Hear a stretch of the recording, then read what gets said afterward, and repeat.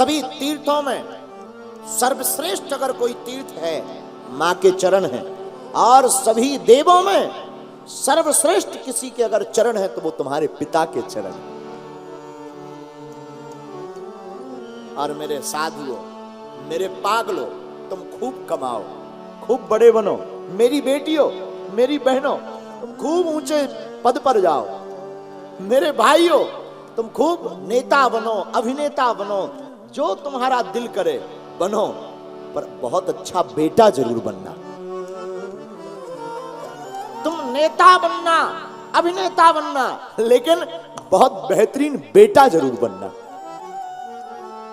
और अगर तुम बेहतरीन बेटा नहीं बन पाए ना, तो ना तुम्हारी नेतागिरी किसी काम की है, ना अभिनेतागिरी, ना तुम्हारी अधिकारी पद किसी काम का है।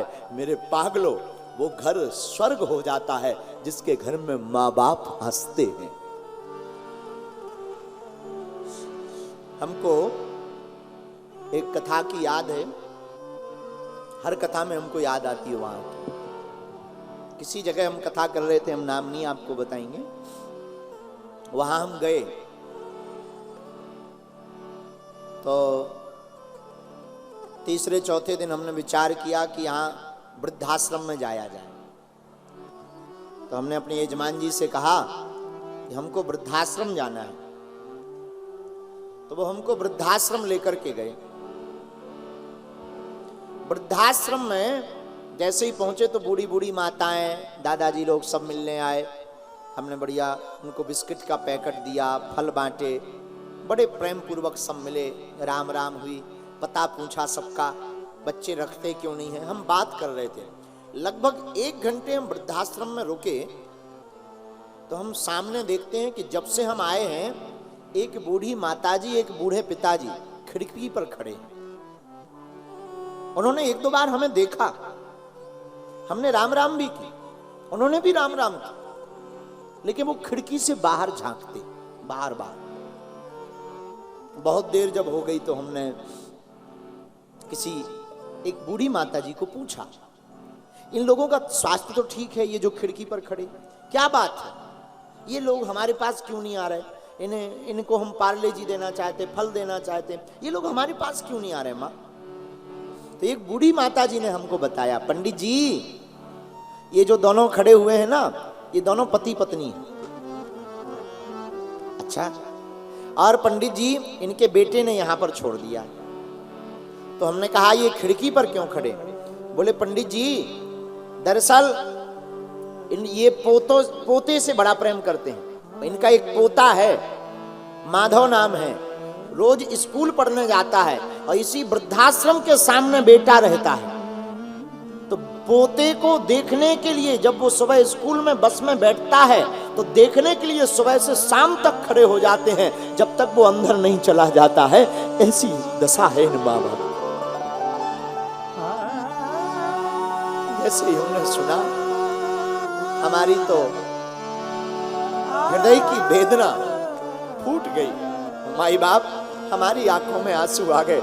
उस दिन हमने पूरे भारत के लोगों से प्रार्थना किया था कि मेरे पागलों, मेरे प्रियजनों और कथा सुनने वाले मेरे प्रिय श्रोताओं, मेरी प्रार्थना है, तुम पूरी दुनिया को खुश करो या मत करो, तुम हमारी कथा सुनो या मत सुनो, पर प्लीज हमारी प्रार्थना है, अपने माँ बाप को कभी घर से बाहर मत जाने दो।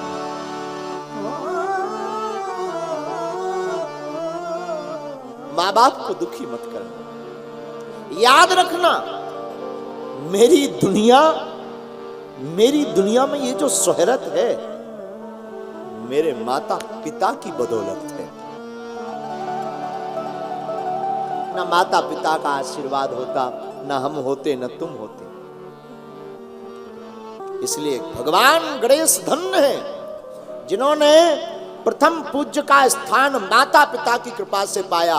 और जिस प्रकार भगवान श्री गणेश, भगवान गणपति माता पिता की पूजा से प्रथम पूज्य हो गए, मेरे भारत के लोगों, तुम भी अगर माता पिता के सेवक रहोगे, अच्छे बेटा बन जाओगे, तो हम तुमको बिल्कुल दावे के साथ कहते हैं, दुनिया की सभी खुशियां तुम्हारे कदमों में होगी। हमारे एक बुंदेलखंड के बहुत अच्छे कवि हैं, उन्होंने लिखा था, अरे कर लो मात पिता को मान, जे हैं धरती के भगवान। महोबा के मास्टर साहब, वो कर लो मात पिता को मान, जे हैं धरती के भगवान। ये हैं धरती के भगवान, ये हैं धरती के भगवान, ये हैं धरती के भगवान, ये हैं धरती के भगवान। कर लो मात पिता को मान, ये हैं धरती के भगवान। कर लो मात पिता को मान, ये हैं धरती के भगवान। और केवल इतना ही नहीं, हमारे राम जी भी प्रातः काल उठ के रघुनाथा, मात पिता गुरु ना वही माता। ओ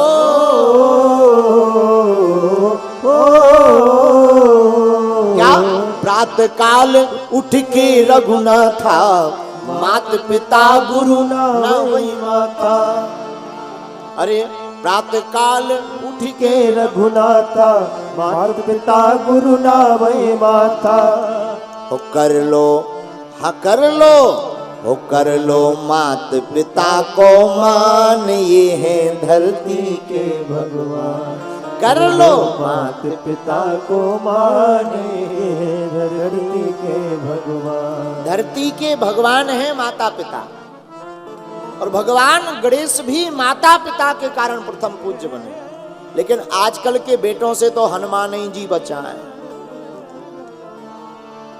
एक पुणे के दो बच्चे थे, एक का नाम चंगीलाल, एक का नाम मंगीलाल। पिताजी मर गए, पिताजी का नाम टिल्लू गुरु। पिताजी मर गए, और जब पिताजी मर गए, बड़े कंजूस, दोनों बच्चे बड़े कंजूस।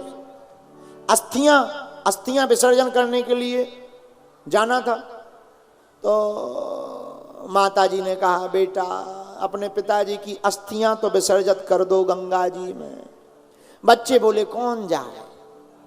अरे नहीं जाओ, ज्यादा दूर नहीं जाना है, मुंबई चले जाओ, समुद्र में ही फेंक जाओ, डाले आओ, पुत्र होने का फर्ज निभाओ। नहीं माने, बड़ी मुश्किल से बड़ा बेटा गया मोटरसाइकिल पर।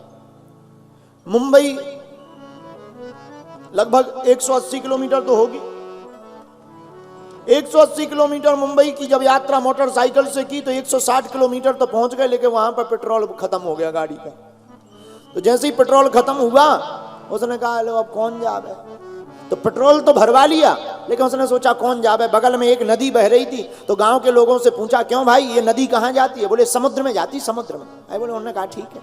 उन्होंने तुरंत पोटली खोली और उसी में डाल दी। जब समुद्र में जाती, अपन को क्या जाना, अपने आप पहुंच जाएगी समुद्र में। पिताजी वापस आए, माताजी ने पूछा क्यों समुद्र में अस्थियां डाला है? हाँ हाँ जी माताजी, डाला है।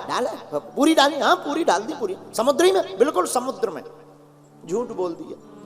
रात को पिताजी सपने में आए माताजी के, अरे मास्टर की बाई, हाँ उन बच्चों की मां का नाम था मुन्नी बाई।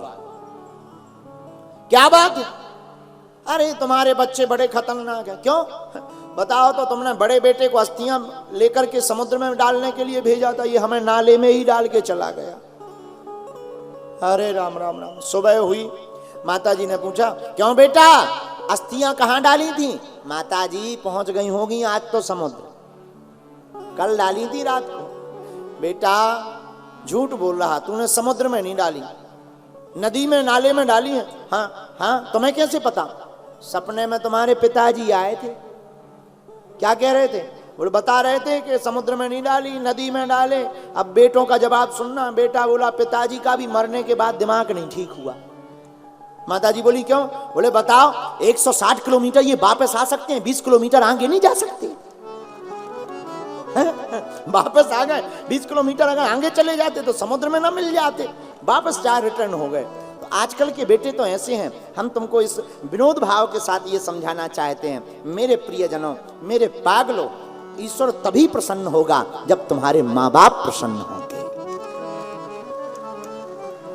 बोलो सीताराम, जोर से बोलो, और जोर से बोलो। इसलिए अष्ट विनायक गणपति भगवान प्रथम पूज्य इसलिए हैं क्योंकि उन्होंने माता पिता का मान रखा, माता पिता की परिक्रमा की। हम लोग भी माता पिता की, अच्छा एक और, माता पिता को तो मानते हैं, माता पिता की नहीं मानते। माता पिता को तो मानते हैं, उनकी बात नहीं मानते।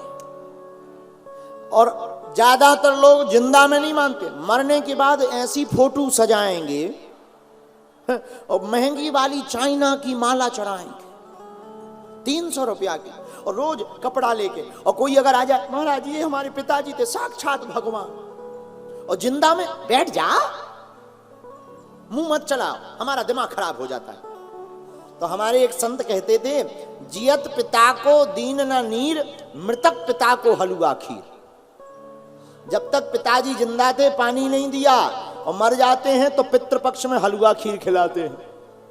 बोले क्यों? बोले आज हमारा बाप कौवा बनकर आएगा। ठटरी के बरे, जब तुम्हारा बाप जिंदा था तब तुमने पानी नहीं पिलाया, अब मर गए तो कौवा बन करके आएगा। जियत पिता को दंगम दंगा, मृतक पिता पहुंचाए गंगा। जब तक बाप माता जिंदा रहे तो दंगा करते रहे, लड़ाई करते रहे, जब माता पिता मर जाते तो गंगा जी ले जाते। मेरे पागलों, हम तुमसे यही कहना चाहते हैं इस कथा के प्रथम सूत्र में, प्रथम सत्र में, मेरे प्रियजनों, भगवान तभी प्रसन्न होंगे जब तुम्हारे ऊपर माता पिता का वरद हस्त और आशीर्वाद होगा। बोलो सीताराम, सीताराम, जोर से बोलो सीताराम। तो 3 जनों को प्रसन्न करना आवश्यक है। कौन कौन? माता पिता और गुरु। कौन? बोलो कौन? जिनसे जिंदगी का हर पाठ होवे शुरू, उन्हीं को कहते हैं गुरु। तो गुरुदेव, माता पिता, 3 जनों को प्रसन्न करना अनिवार्य है। उसमें हमने एक प्रसंग भाव उठाया। कौन? जय जय जय हनुमान गोसाई, कृपा करो गुरुदेव की नाई। जय जय जय हनुमान गोसाई, जय जय जय हनुमान गोसाई, कृपा करो गुरु देव की नाई। कृपा करो गुरु देव की नाई। श्री हनुमान जी महाराज गुरु हैं। माता पिता को प्रसन्न करने के बाद गुरु के बताए हुए रास्ते पर चलना चाहिए। पर लोग कहते हैं महाराज हमने गुरु जी बना लिए, कल्याण नहीं हुआ। गुरु बनाने से कल्याण नहीं होता है, गुरुदेव के बताए हुए रास्ते पर चलने से कल्याण होता है। जैसे एक आदमी से कहा क्या दिक्कत है तुम्हें? बोले पेट खराब है। पेट खराब, दवाई लो, सुबह शाम देख कर लेना, खा लेना, ठीक है। दूसरे दिन फिर डॉक्टर के पास गया, क्यों? पेट ठीक है? नहीं नहीं, ज्यों का त्यों। दवा ली? नहीं नहीं, दवा नहीं ले पाए। डॉक्टर बोले तो क्या दवा देखने के लिए दी थी? दवा जब तक खाओगे नहीं तब तक पेट ठीक नहीं होगा। उसी प्रकार जब तक गुरुदेव के बताए हुए वचनों पर हम चलेंगे नहीं तब तक हमारा आत्म कल्याण नहीं होगा।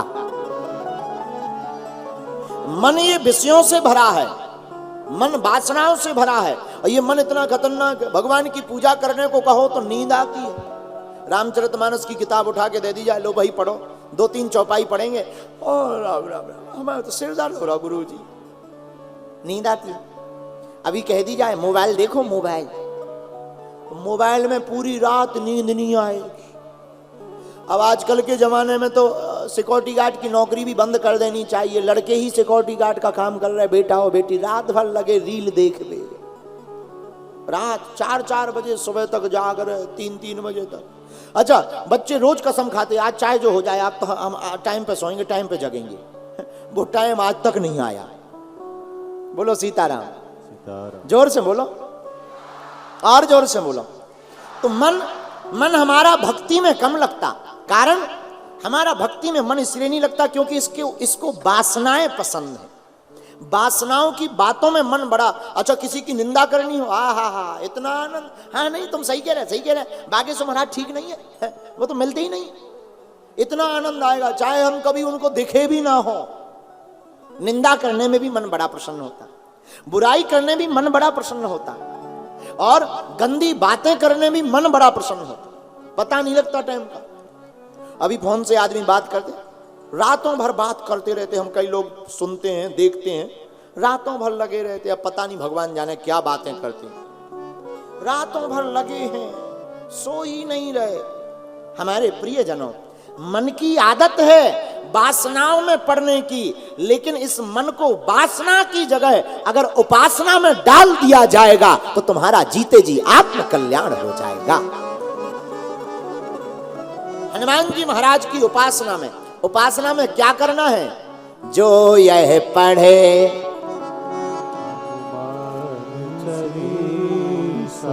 हो ही सिद्धि सा हनुमान चालीसा पढ़ाने में मन को लगाओ, रामचरित्र मानस का पाठ कराने में अपने मन को लगाओ, गुरु वचनामृत सुनने की आदत डालो। अगर हम अपने मन को सत्संग में लगाएंगे, भगवान की भक्ति में लगाएंगे, तो हमसे पाप भी कम होगा, झूठ भी कम बोलेगा, और भैया जीते जी ही हनुमान जी की प्राप्ति हो जाएगी। हाँ जी या ना जी?